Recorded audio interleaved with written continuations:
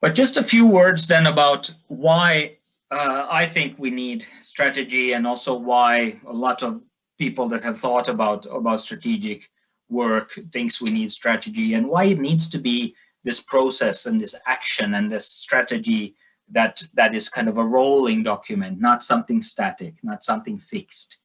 It has to do with the fact that you can definitely not plan for the future. You can just work in the moment, do your work the way it is, and it can all be fine. But the fact is that you do make it a little bit more likely to succeed or to get where you want to go if you also make some plans and actually draw up things. And it has been proven that a lot of things that are dreamt up that seem a little bit crazy even can in fact become true if you work on them for a few years. And this is really what strategy comes down to in its basic essence.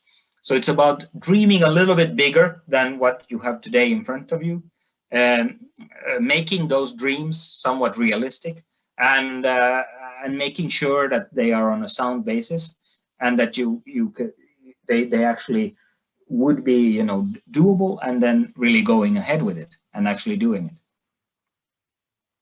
So it's about dealing with your own future, your organization's future here and now. So now already making the decisions that will make your own future. And in fact, it's dealing with alternative futures, because there isn't just one. It's about choosing between those different options that are out there, and seeing those options clearly. And it isn't an easy job, because there can be many alternative futures for your organization and for your work. And that is really the difficult part of strategy. You need to make those choices, because you cannot choose all of them. That's usually a path to ruin if you try to do too much too quickly.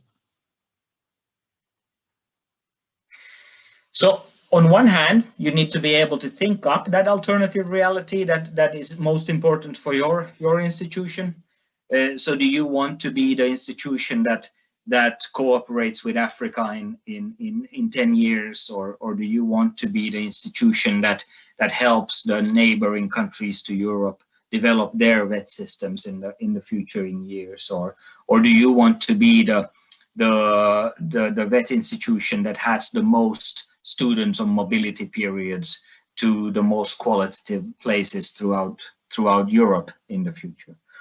And you need to somehow have the willpower to think up that alternative reality, which isn't maybe your reality today, but you might have something small already to base that on, some beginning to that. And then you need to have the foresight to sort of understand, can we make this come true? And then the determination to actually make it come true. So to put the effort in there as well. And this of course then needs to be formulated into a kind of plan for your organization, which is the strategy in a way. The problem then with strategy is that this sounds all very good and easy, right? I mean, okay, of course we want a better future for our organization, and yeah, absolutely, and we want to be that or that, and we're certainly going to do it. Yes. But the problem is that it's not quite that that easy.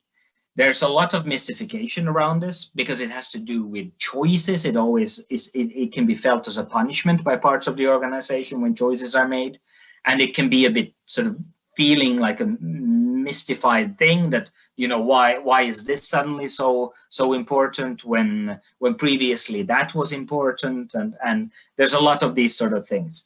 And all of these, if you want to do good strategy work that brings everybody on board from the institution, and is a process, and is something that everybody joins in, and really creates new action, you need to turn mystification, for example, into better analysis, better understanding, give everybody an understanding of their job and why their job is important.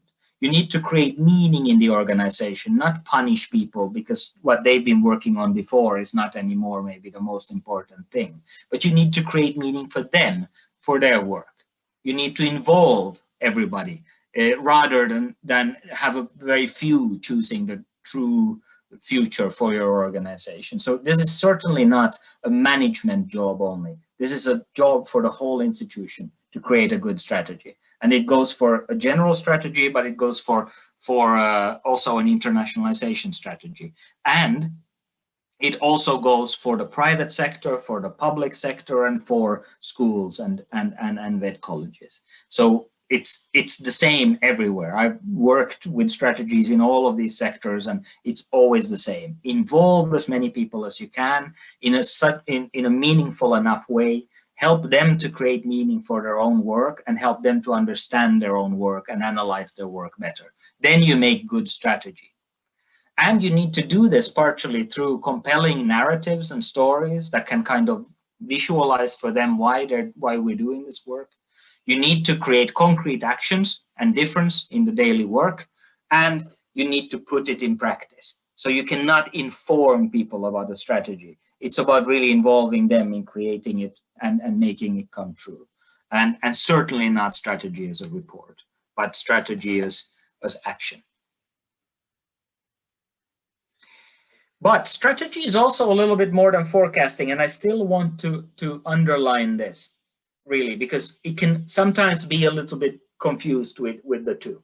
The fact is that you can collect a lot of data, you can collect a lot of information, and this is what forecasting is about. You collect information, and then you deduce based on that certain things that most likely will happen in the future. But the fact is that a big part of strategy is also about reconsidering the present concerns.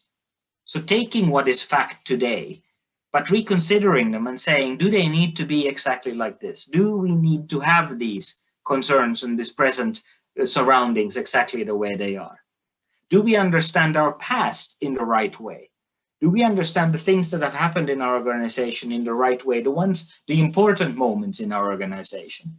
And then based on this sort of a thinking, also reimagining the future, because the fact is that sometimes there are myths about how an organization has come to being, how it has developed, and what has been important. And if you reconsider some of these, you can see that perhaps not all of the constraints or all of the issues that are at play are exactly the way you think they are. And it helps reimagining the future as well and making bold choices for the future, ones that you would not maybe have made otherwise.